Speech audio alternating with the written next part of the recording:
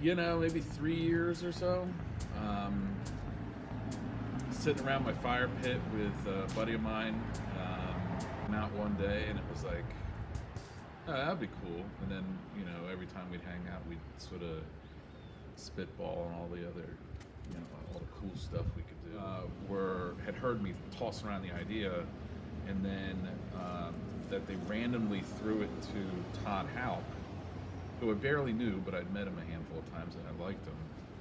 Todd and I, we'd see each other, and he'd be like, "Hey, Miles, you want to start a brewery?" And I, how do you know who told you that?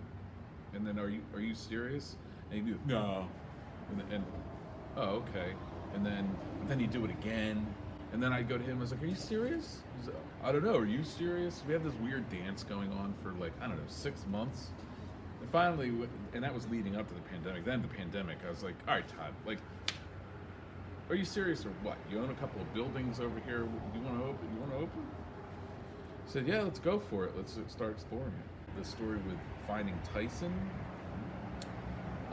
who I also knew and had spent time with him and liked him very much, and had his beer, and he's kind of a local legend when it comes to brewing.